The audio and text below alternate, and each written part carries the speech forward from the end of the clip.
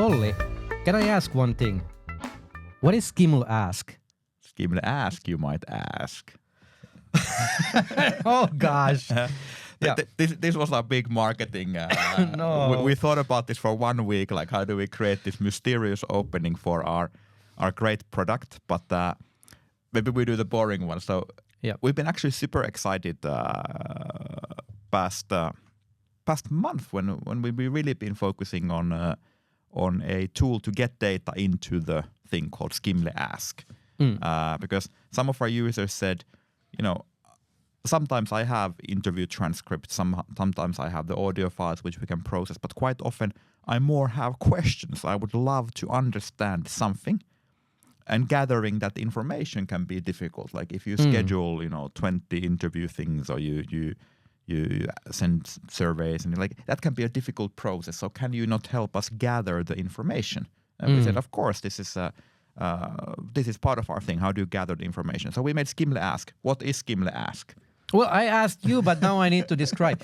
So Skimle Ask is actually something between real interviews and survey. It's an AI tool for asking people for their inputs regarding questions that you're interested in. People may remember Anthropic Interviewer, which was Anthropic's tool to gather insights about the users from the users of their Claude system, and we took that and we kind of made it much better. We took it to Skimle level, right? Yeah, always a bit better. But no, it's so how it works basically is that you, with the help of AI, you create a simple interview guide. So you tell AI, gosh, I want to know what our employees are thinking about their CEO, and based on that initial prompt, the Skimle AI creates a short interview guide. So because a few open questions and a few multiple choice questions. You get that, and you can start editing it. So maybe you say, okay, you actually want to do a MPS type of survey question to the beginning. So out of 1 to 10, do you think your boss is? Would you recommend your boss to a friend or colleague? Or you can decide to have specific areas you want to look at, and so you can freely craft that interview guide. You can set how long it is, and then you even get feedback from Skimle Ask. It says hey, this is supposed to be a 5-minute interview, and you have 15 questions, so that's not going to work. So should we reduce this and this question, or you're not really talking about the good sides. You're only talking about the bad sides of Henry. So there might be some good sides, and they go that's not happening. Or the classic leading question, like, is your boss very good or excellent? Yeah, and people would just say no, neither. But anyway, so you shape this question. It's very easy. I've seen a lot of people be able to do. You learn very quickly. It's a very intuitive way of making the survey. Then you get a link, and that link you can then send with email, or you can actually embed it into your own website if you're a bit more technical. But you basically have a link that you can send, WhatsApp, email, and so on to people.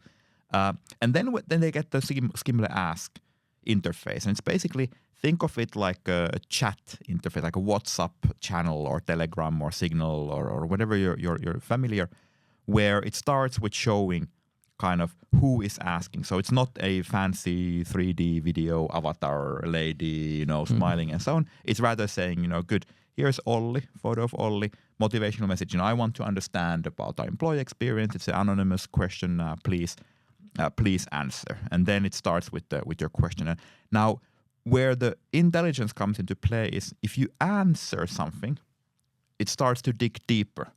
So if you say that, well, Henry, I don't know. There's the one occasion that was really sad. And then you answer. And you can answer with your voice. You can answer with text and so on. Then it kind of spots from that, okay, good. This is worth a follow-up question. And then it digs deeper into that area. It maybe asks about specific examples or whatever you guided it in the guide, it will go deeper into those areas. And stops asking deeper questions when it realizes it either has the information it needs or it's not really hitting gold. Remember we talked earlier, a couple of episodes ago about really finding this gold. So if you're not really finding anything interesting here, you stop it. If you're running a bit out of time, it's not important. So really there's a lot of effort in like when to ask deeper. And then there's also the option just to skip. So just answer empty and it goes to next one. So it's like we really try to make it non-annoying basically in the interview and stuff. And there's a microphone option, so real-time speech detection. So we realized that a lot of people may be answering with their mobile phones, and typing is not very practical. So you can always click the microphone button and start answering with just your voice. And we support a bunch of languages. So it was like 15 different languages, and we're happy to add more as well. But and the audio works surprisingly well. Like it really recognizes what you're telling, and it's like having a chat with someone. Our kind of basic assumption is that like maybe 20 years ago, people would really answer surveys in a, they would sit down on their desk, they would take out a 20-page survey thing, and they would really carefully. And that's not the world anymore. No. So it's more like you're in a bus, maybe you're in a bathroom, maybe you are, you have like 5 minutes, but those 5 minutes, we really want to get the most out of that insight. And so you don't want to spend it on this 1 to 5 questions, like 1 to 5, do you like the culture? 1 to 5, do you like, because what do you get out of that? You get like a 4.7. Great, 4.7. What can you really do with that? And then you have the open text in the end, and people are so exhausted, their toilet break is over or the bus is landing. They're not going to answer anything to open text. So you get a bunch of numbers, and then you get something like, rah-rah in the end. I mean, the numbers are great for two things, right? Like the higher up you are in the organization, the more useful they are, because they help you compare like Olli's unit versus Henry's unit. Like which one is doing better? Yeah. And like over time. So last year it was this. Is it getting better? Is it getting worse? Yeah. But like if you're actually the person who's leading the team, or you like trying to run the business better, that kind of comparative or time series, it's not getting you, very far. It doesn't get the creativity of the employees, the solutions. Exactly. So that's why we have the multiple choice, or the 1 to 5, the EMPS questions, the kind of whatever you can ask with like set options. They're part of that. Skimle can also ask deeper in those, so they will automatically, if you ask them, they will say, okay, good, you gave a 1 out of 10, what was the horrible thing, or you gave it like 9 out of 10, so it can ask smart questions on those, and then you can compare those scores, and you can look at what do the people answering highly, what do they talk about. So there's quite a bit of richness in those, but it's mainly around this digging deeper and getting the, as you said, Henry, it tries to combine both the breadth of surveys and quantitative information with the depth of interviews and qualitative information. So really trying to be this and tool, because that gap in research has been quite big. It's the mixed methods gap, right? And how do you really get that at scale, deeper insights? Yeah. And I think like HR is one of these areas where we thought really hard about this. It would be useful. It's kind of what we find is that people don't have time to answer just any survey, right? Like if you're a customer, you might not want to answer, or it's like a very biased set of customers who actually have time and interest in answering. But for employees, if you're asking about topics that are important to them, that are important to companies, and you can communicate that actually we will analyze these answers in depth with the help of AI. They will be read by humans. This will be processed. We will respond to the insights. Then you can really motivate people to give their feedback, and also because it's so easy, right? You just 5 minutes you're waiting for a bus, you can put the microphone on and tell like what are my ideas of how to address these questions. Exactly, because when you have the kind of classical surveys, the long ones, when I was still back in consulting, we had this our one survey which had like 120 or something, 1 to 5 questions, because it really wanted to spot every possible pattern and be able to compare and so on. Of course, those you cannot do very often. So people will say like, oh no, now it's the annual employee survey, and because of that, on average you're always kind of 6 months behind. There's a time lag of like when you get the results. And of course, then some people make shorter surveys and make it quarterly and so on. But still, there is the like if you want to really understand what is happening, the survey has to be quite long. Versus with AI, you can have very targeted. Like we're not going to ask about the cafeteria lunch if you don't bring that up. Now, if you bring up the lunch is often spoiled and then I'm sick half the time. Then of course Skimle Ask will go like, okay, tell me more. Which cafeteria? But it kind of starts broad and then digs deeper into the areas that are valuable and then allows to compare and identify the themes and so on. Yeah, and I mean, who knows how people will use these tools, right? Because I was thinking. We always used to talk about this project postmortems and this organizational learning, but I don't know if anyone these days has time to do a project postmortem, like what went well, what went badly, why did we fail, and so on. And maybe, this kind of with AI, you can actually gather that data, but you can also analyze it at large scale and you can get like the key insights. And I think that stuff, was and that's kind of the big synergy between Skimle and Skimle Ask, because in the old world, if you only had open text questions, you would have no follow up, but also then you would be stuck with like miles long lists of open text questions, and of course then you would either give them out, but that's difficult if you cannot anonymize them, or you would try to do a synthesis that would take time and not really be credible in a sense. Okay, what was the logic applied here? Versus with the Skimle core analytics engine.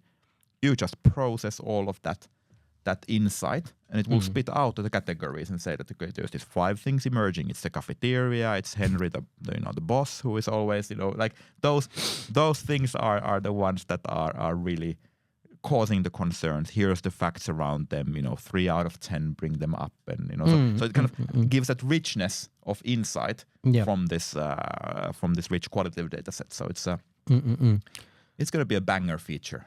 I really hope so.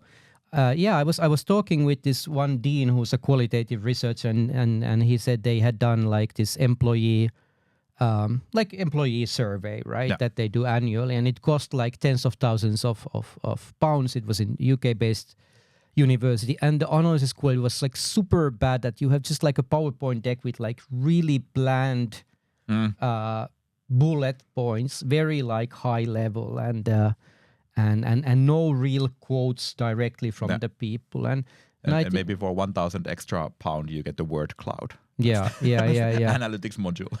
And then like when people see this, like they don't want to respond anymore to these surveys, right? Like you write something and then you see there's the employee feedback session, and you see how bland the analysis is and how like all the effort you gave is wasted, right? So it creates this negative feedback loop where if you don't analyze the insights that people give you, they don't want to talk to you. Yeah, exactly. And then you're kind of rewarding just for ticking the 1 to 5 scores, not for the open text, which is kind of saying that we don't really value the effort or the depth or the length of thinking. No matter how much you tell, it's the same as someone who just clicks them through. Yep.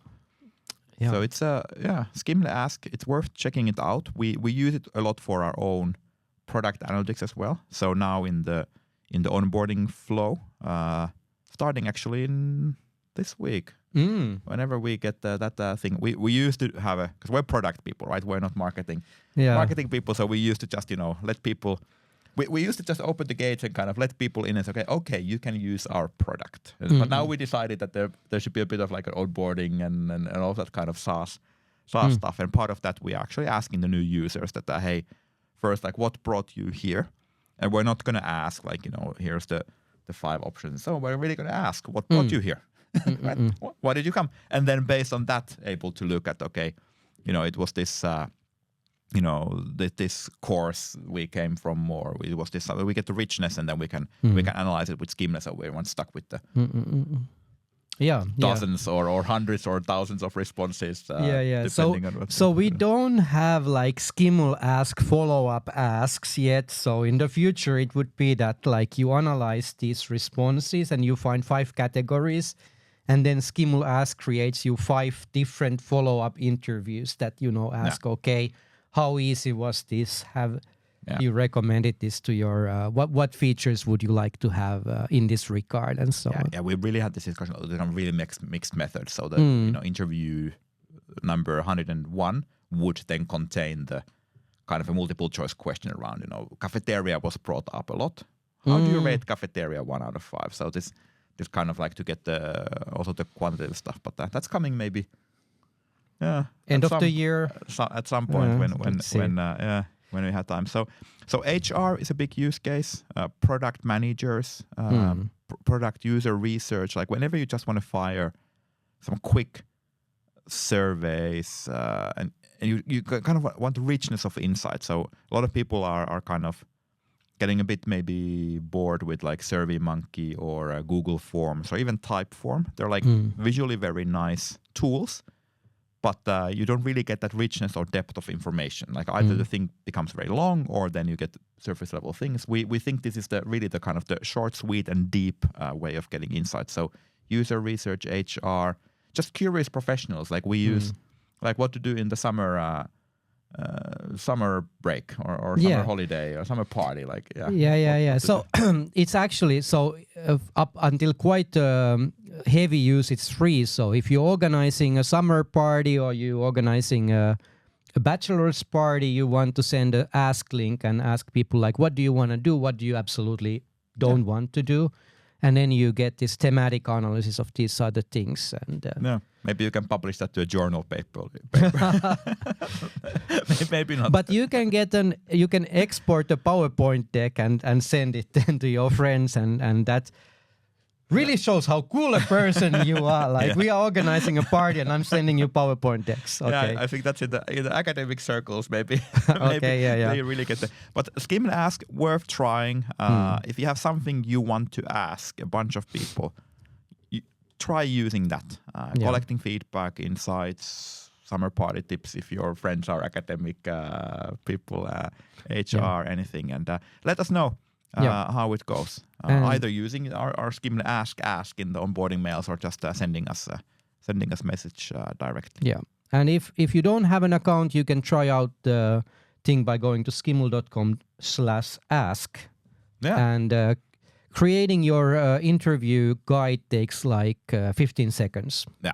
It's super easy to do. It's super secure, easy to send. It's Awesome. Great. So, hey, thanks a lot for listening and ask us if you have any questions. Skimle Ask us. Oh, gosh.